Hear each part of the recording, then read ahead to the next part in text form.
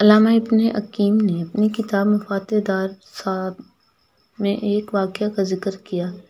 فرماتے ہیں کہ مجھے ایک سچے انسان نے اپنا مشاہدہ سنایا۔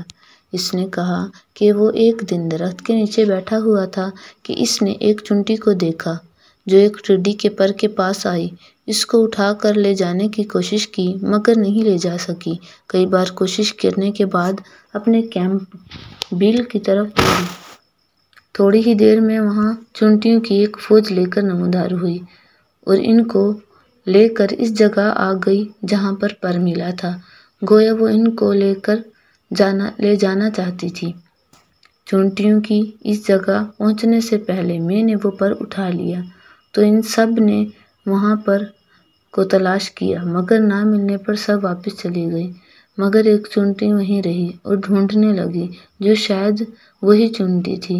اس دوران میں نے وہ پر دوبارہ اس جگہ رکھ دیا۔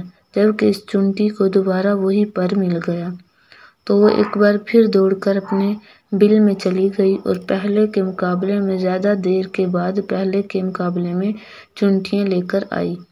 گویا زیادہ تر اس نے اس کی بات کا یقین نہیں کیا۔ اس بار بھی جب وہ ان کو لے کر اس جگہ کے قریب پہنچی تو میں نے وہ پر اٹھا لیا اور سب نے اس کو دوبارہ کافی دیر تک تلاش کیا مگر نہ ملنے پر سب واپس چلے گئے اور حسب سابق ایک ہی چونٹی وہاں اس پر کو ڈھونڈتی رہی۔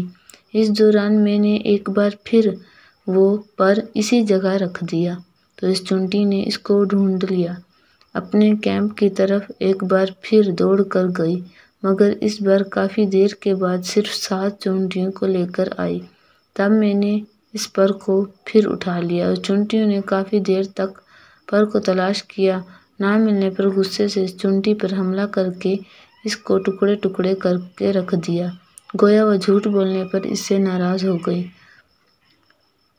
تب میں نے وہ پر ان چونٹیوں کے درمیان رکھ دیا۔ جو ہی ان کو پر ملا وہ ایک مردہ چونٹی کے پاس جمع ہو گئی۔ گویا وہ سب افسردہ اور شرمندہ تھی کہ انہوں نے بے گناہ کو قتل کیا۔ ابن حکیم کہتے ہیں میں نے جا کر یہ واقعہ ابو عباس ابن تمیم رحمۃ اللہ علیہ کو بتایا۔ انہوں نے فرمایا اللہ تعالیٰ نے اس چونٹی کی فطرت میں بھی جھوٹ کی نفرت اور جھوٹے کی سزا رکھی ہے۔